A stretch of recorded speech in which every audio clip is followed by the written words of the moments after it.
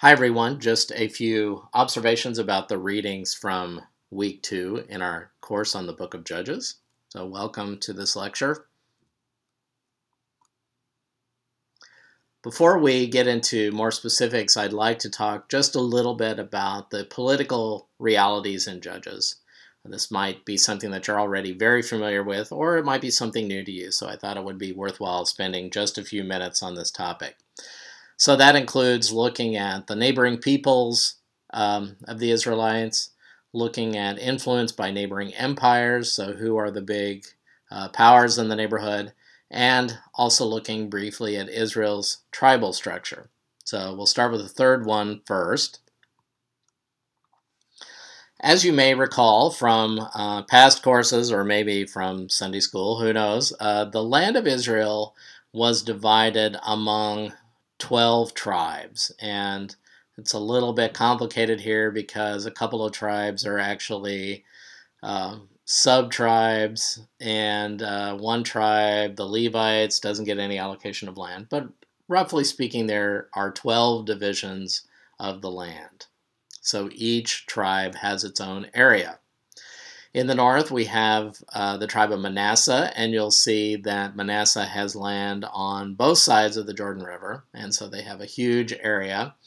And most often, or at least sometimes, the biblical writers will talk about northern Israel and just use the term Manasseh, meaning not so much specifically Manasseh's area, but kind of as a word that covers all of the northern tribes. So they're the dominant northern tribe. Probably next in importance is Ephraim, which is just to the south of Manasseh there along the coast. Then in the south we have Judah, and we have the important tribe of Benjamin, which is sort of neither north nor south, but comes into play because Jerusalem's located within the tribe of Benjamin, so that's an important point. Later on in the story, maybe not so much in Judges, although the Benjaminites do come into play. And then it's also worth noting that the tribe of Simeon is kind of engulfed or encased within the tribe of Judah, so this is why in the first chapter of Judges, Judah and Simeon work together to help conquer, for example, the cities of the Philistines. It's also important to remember who the kind of surrounding peoples are. So they do come into play on occasion in the book of Judges. So if I start in the northeast, we have Aram, or we might call them the Arameans. And the Arameans are, I guess you might consider them maybe distant relatives of the Israelites. So they, in the book of Deuteronomy, Abraham is called a wandering Aramean, so there is some connection between Aram and Israel. What that is not exactly clear, and they're basically in the area that would constitute modern-day Syria. Then we move down to the south, and we have the area of Ammon, or the Ammonites. And this would include areas of modern-day Jordan. So if you ever heard of Jordan's capital city, Amman, this comes from this name, Ammonites.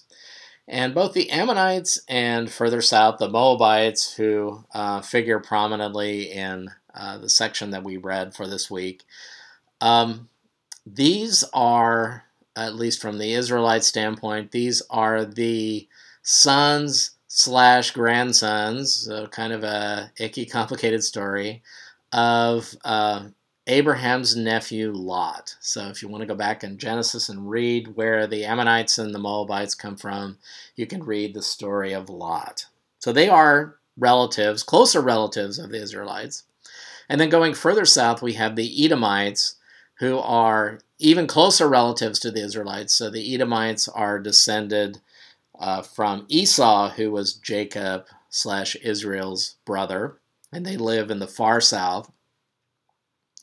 Then along the coast we have the Philistines, and their principal cities are Gaza, Ashdod, and Ashkelon. And even though Ashkelon's not listed here, This is where the Philistines live, and they are, or seem to be, considered completely foreign to the Israelites, so not relatives of any kind. And then further north we have the Phoenicians. Their principal cities are Tyre and Sidon, and once again considered completely foreign, not related to the Israelites. And then, even though they don't get their own space, sort of scattered throughout the rest of the territory are the Israelites themselves, and then also the Canaanites. So as I discussed in the previous video, the Canaanites live alongside in this sort of problematic relationship, intermingled with the Israelites. Then too, we have empires all around, and even though they don't play too much of a role in the book of Judges, it's important to know that they exist. So we have things like the Egyptian Empire, we have the Assyrians and the Babylonians. And over the long course of Israelite history, sadly speaking, all of these powers end up invading Israel at one point or another. So one thing you'll learn as you go through the broad scope of ancient Near Eastern history that sadly Israel occupies a space that people march through on their way to invading other things. So Israel gets invaded by the Babylonians, by the Assyrians. At the time of the book of Judges, they're thought to be at least somewhat under the influence of the Egyptian Empire, although they don't seem to figure in to the stories in Judges. But then later in history, the Greeks march through here, the Persians march through here, the Romans march through here. Everybody goes through tiny Israel, much to their misfortune, on their way to invading other things. So it's important to remember that these empires are around. Next, we'll switch to talking about social scientific criticism. So as I mentioned last week, we're going to be looking at a number of different types of biblical criticism in this course. So one of the types of criticism that we look at this week is called social scientific criticism. Again, biblical criticism is not somebody throwing rocks at the Bible, but rather they are asking specific types of questions about the biblical text. So the types of questions that social scientific critics ask about the Bible are related to the types of questions that a sociologist or an anthropologist would ask about the Bible. And if you've ever taken a class in sociology or anthropology, you're probably aware of, at least broadly speaking, what types of things sociologists and anthropologists are interested in. And one thing that they're all interested in, because this is something that human society seems to hold in common, even though people live in different ways, and this works itself out in all kinds of different structures, that everyone has some sort of sense of family, of kinship, or of clan, no matter where they are. So it seems to be a commonality of the way humans are hardwired. So a social scientific critic would be interested very much in family and kin and sort of the daily life of the average ancient Israelite, as much as we can find out about that. They would also be very much interested in things like gender roles and marriage customs, because these are very closely associated with ideas of family and daily life. They would also be interested in food and fiber production, and what I mean by this is just food to support yourself, so what is often termed subsistence agriculture. In other words, people produced food in order to survive, probably not so much for sale in this era of ancient Israelite history, but people were primarily farmers, and they had to produce their food, and their food came from their land. So having a connection to the land basically meant survival for the ancient Israelites. And then by fiber, I mean things like how did they produce their clothes, their blankets, how did they stay warm, What were their weaving practices? What types of animal skins did they use, and so forth? So those kinds of questions are kind of fall under the general heading of social scientific criticism and sociology and anthropology of the ancient Israelites. Now you might ask, how do we find out about these things? And one place we of course look is in the biblical text, and we might look at texts as we have them of other ancient cultures around Israel. But a lot of this is examined through archaeology. So Myers, who I asked you to read for this week, is, I would say, first and foremost an archaeologist. And her husband have been at Duke University forever and ever, and they still do archaeology every summer, at least as far as I know. So the reading by Carol Myers is our example of social scientific criticism in this course.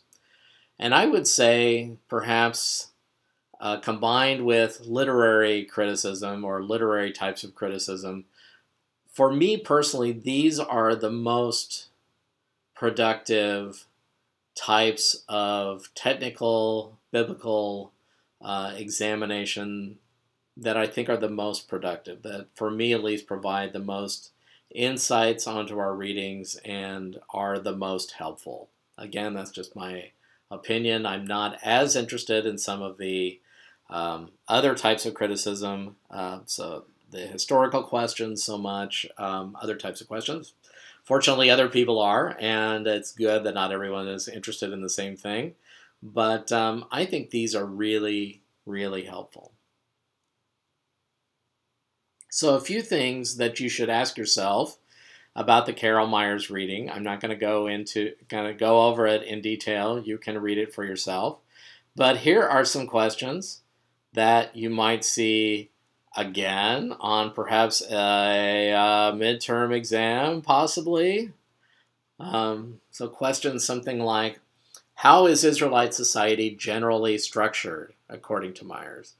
So while this reading is fresh in your head, or maybe you haven't read it yet, as you're going through the reading, think about the answers to these questions. Maybe jot down some thoughts in the margins. And then when you come back to this reading to prepare for your midterm exam, or to prepare your midterm exam, I should say, you'll have some of these written out already. So how does society work? How is it structured? And what is life like for the ordinary Israelites? So Myers goes into great technical detail about how the ordinary Israelites lived their life, how they divided their duties between parents and children, between men and women, and so forth. So all of those things are important and I believe really helpful for reading the Bible. How are the responsibilities in the family shared? So who gets to do what? And at what times does the entire family work together? So those are good questions. And probably more importantly, does Myers view Israelite society as patriarchal? So a patriarchal society is one that is dominated by men. And so Myers does talk about Israelite society as a patriarchal society, but I'll give you a little hint that she has somewhat of a different view on that, or maybe her own take on this. And so she hardly sees women as sort of powerless pawns in Israelite society, that they have their own responsibilities very much in raising the family and doing work for the family. So it's not as patriarchally, if that's a word, dominated as perhaps some other feminist critics might view this issue. So take a look at that and think about that carefully. Just a few shots here. One time I was at the Semitic Museum at Harvard, and they have an ongoing display of what an Israelite house, the average Israelite house, looked like. And so I took a few shots, and as you can see, I'm not a professional photographer. That becomes clear in the lack of clarity of my shots, but it does help you get just a sense maybe of of how Israelites lived. So people typically lived in houses that most people think were two-story houses. Um, and so they had an open space on the roof and some covered space on the first floor and then a second floor. And unlike our families today, so we're very used to families, not in every culture, but at least in American culture, up until maybe the past 10 years or so, people lived in nuclear families. So there was a dad and a mom, and the kids occupied a house. So a household in Israelite culture is much different and much broader. So you might have grandfather, grandmother, grandkids, aunts and uncles constitute the broader Israelite family. So a much broader sense of a family living together. And if you look at kind of a cutaway of what a two-story house would look like, on the bottom story you have spaces for curing skins, so animal skins, processing animals for food, processing the products of animals for food, so either the milk or animal meat on some occasions. Then in the middle area of the bottom floor, spaces for grain grinding to meet daily food requirements, containers for oil and other types of food processing. It seems like there in the back there might be some flax, which also ends up being used often for fiber for creating linen. And then on the far right you have a space for animals. So oftentimes animals, especially valuable animals like large animals used to pull your plow and so forth, even though this animal looks more like a sheep. Often they were kept in the house, at least at night, because these animals were very valued. Without them, your family might die if you can't produce any food. So they were kept with the family for protection from wild animals, for one. But also, and you might not think about it, they could provide warmth in winter. So heat rises. And on the top floor, we have a space that's more devoted to eating and sleeping. So there's a closer shot of the second floor. We have plates. We have bowls for food, pottery for food. We have pottery for oil storage and so forth. So this might have been more like the family eating and sleeping area. So just to give you a rough sense of what the Israelite household might have looked like.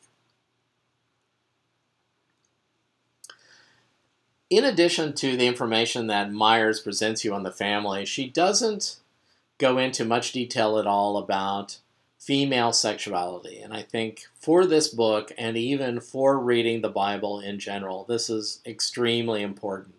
So I'm going to supplement what Myers says a bit and talk about female sexuality in ancient Israel. First of all, because of their skills, women are of inestimable economic value to a household. A household cannot survive without women. They do a lot of work, maybe the bulk of the work. They're necessary for raising children, and so they are highly, highly valued in the Israelite household. So we don't want to err on the side of thinking of women as sort of chattel slaves in an Israelite household. Myers doesn't think, and I would agree with her, that this is the way the typical household worked at all. Also, it's important to remember that land possession is essential for survival. And I've talked about this a bit, but if you are a farmer and you raise most of your own food, if for some reason you should lose your land, you either have to find near relatives to move in with that are able to take on more people, or ultimately you're going to die of starvation. So having that connection to the land is essential for survival. Also, children are essential to the continuation of the family, land ownership, and care in old age. So we have a society where there is no Social Security. And when people age, they have to rely on there being children around to ultimately take care of them, to grow food for them, and to help them survive. So without children, families are in dire straits. And if you think about tons of stories in the Bible, there's a lot of anxiety about couples not having children because it raises questions about what's going to happen to us in our old age, who's going to continue to take care of the land for us. So there's a lot of anxiety about the question of children. Typically speaking, households are led by men in a structure that Myers and many other scholars call the Beit Av, or the house of the father. And even though that isn't necessarily the same as sort of a strict patriarchal system that Myers goes into some detail about, households are led by men. So connection to a male-led household is also essential to survival for women. So I think of stories in the Bible. For example, there's a story of a widow in the New Testament, and the widow's son dies. And we might think of this as, wow, that's so sad. First her husband dies and then her son dies, and it is indeed sad.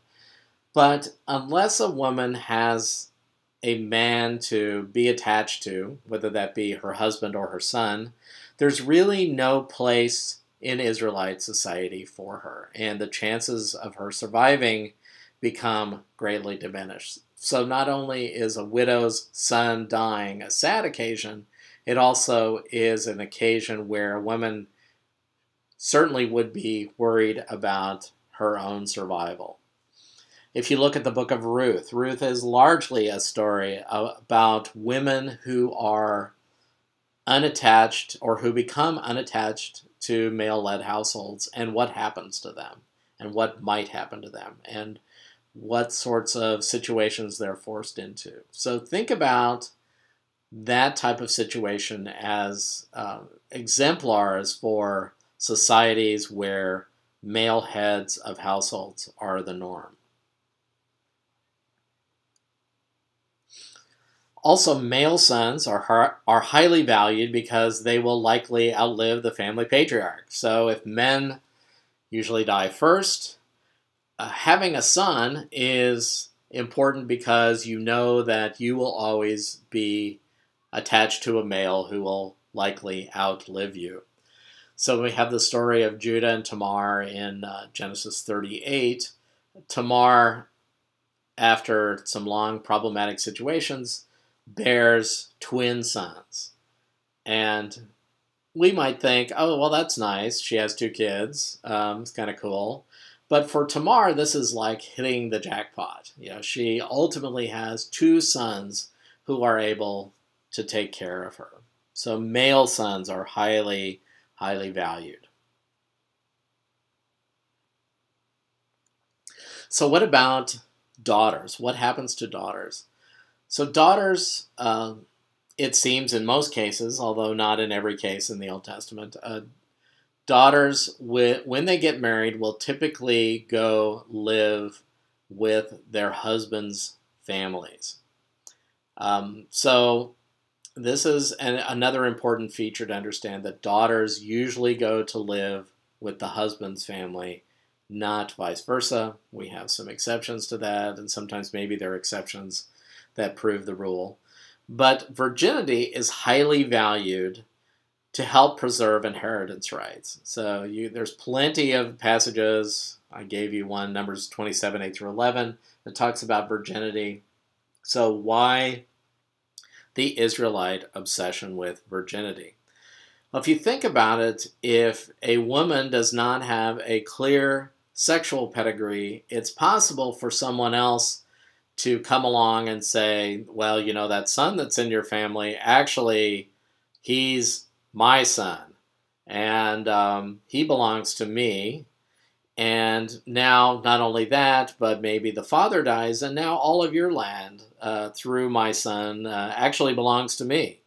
And so it's important to have, for a woman to have a clear sexual pedigree to keep the rights to land very clear.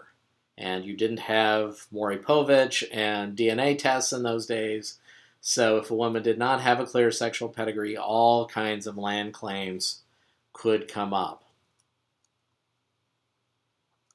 Also, it's important to remember that males are all responsible for guarding the sexual integrity of the females in the household. And I think Genesis 34 is a great story about this particular phenomenon.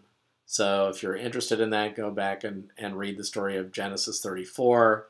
The sons of Jacob seem to be embarrassed because they have not protected the sexual integrity of their sister, and all sorts of violence and shame ensues from this instance. And of course, that's an important feature in Israelite culture because if the sexual integrity of the daughters is not protected, then it raises all kinds of issues about land and dowry and what might happen to their sister down the road. Loss of sexual integrity can have a significant economic impact on the family. I'll explain that in a second. So when women go to live with their husband's family, usually the husband's family has to pay the family of origin some type of a dowry, or what in Hebrew is called a mohar, or a bride price. And for a woman to yield a good bride price, her sexual integrity has to be attested to. In other words, to make it sound very crass, and I don't mean to make it crass, but it's just sort of the way it was, that women who had a clear sexual pedigree often gained more economically for the family than a woman who lacked a clear sexual pedigree. So ultimately, this whole sense of protecting a woman's sexuality was of great economic importance in Israelite society, and just keeping the family structure going. So this is key, and comes up later in a number of readings where we see cases where a woman's sexual integrity was not protected, and the tragic results of that. Or cases where a woman seems to be in charge, and we might think, okay, that's cool that a woman's in charge, but we're used to women being in charge, at least sometimes in our society. But to the Israelite reader, this would have been, wow, a woman is kind of running Israel here, and what does this mean? So maybe to read it through Israelite eyes and understand what a surprise this would have been. Next, I wanted to talk just briefly about our chapters from the book by Gail Yee that talks about different kinds of criticism. And so the chapters this week, we read one chapter about narrative criticism. So narrative criticism is something very much akin to the book by Roger Ryan that we're reading, and sometimes called more broadly literary criticism. So it assumes that the biblical narrative was coherent to its writers, even if it's sometimes hard for us to discern. So we assume that these stories must have made sense, must have been very meaningful for the people that wrote down the stories and copied them to great pains over centuries and centuries. So they're important stories. Sometimes they might not make full sense to us, but we kind of assume that they did make sense to the biblical writers. Under narrative criticism, we look closely at the literary features of a text that will help us interpret it. It considers ways that the biblical text typically tells stories. So how does the Bible usually convey stories? And one of the important features of biblical narrative that's very different from narrative in other cultures, say in ancient Greek culture. So if you read Homer, for example, Homer likes to go on and fully explain everything that's going on in his stories. And sort of nothing is ever a surprise in a Homeric tale. You kind of see everything coming. There's no mystery. Everything's laid out for you. At least this is what some literary critics have argued. However, in the Bible is often referred to as a gapped text, or at least related to biblical narrative. And what that means is that a lot of the details are not provided for you. Sometimes you have no idea what's going on in the heads of the main characters. What are these people thinking when they did this? How are we supposed to understand this? And sometimes this can be a little annoying to us because we would like to know these things and we don't know these things. And sometimes we'll even go so far and be forced to filling in these details using our own imagination. We might say, well, the Bible doesn't say this specifically, but here's how I read what went on. And there are literary critics who have actually argued that this is part actually of the mastery of the biblical writers, in that they draw you into their stories because they don't tell you all the details. They require you as a reader to think about and imagine and fill in those details yourself, or try to understand what those details might be. And this is a way that the Bible and biblical narrative keeps us engaged, which I think is an interesting theory. Also, narrative criticism would examine character development and plot and use strategies similar to reading other literature. So if you took a literature class in college and think about the types of questions that were asked in that class, those are the same types of questions that you would see a narrative critic or a literary critic asking about the Bible. Then our second category, or actually would be our third category, so we had social scientific, narrative, and now we have deconstructive criticism. And this one's a little trickier to understand. I think the first two are relatively straightforward, but there's a chapter in your book on deconstructive criticism. So I'll try to explain it in a nutshell. Literary deconstruction usually pushes against traditional interpretations of the Bible, or sort of long-standing interpretations of the Bible. And I'll give you a couple of maybe easier examples that your author doesn't give you to try to help you make sense of this. So I think most people are more familiar with the New Testament and the Old Testament. So I'll give you a couple examples from the New Testament. Here's one example. For centuries, people read or assumed that Mary Magdalene was a prostitute. And you will see many paintings, many ancient biblical commentaries, first century commentaries, on down to probably the 19th century, that just assume that Mary Magdalene was a prostitute.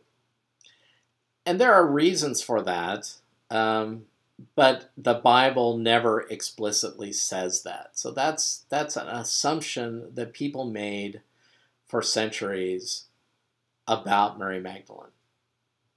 So deconstructive criticism says, hey, wait, where is this in the Bible exactly? Does the Bible ever explicitly say that? So they would push back against this traditional interpretation of the Mary Magdalene story. Another story that is kind of one of my pet peeves, I suppose. In John chapter 4, we have the story of the Samaritan woman. So the Samaritan woman comes to meet Jesus at the well. And Jesus and this woman have an ongoing conversation, and ultimately the woman comes to realize who Jesus is, it's a great story.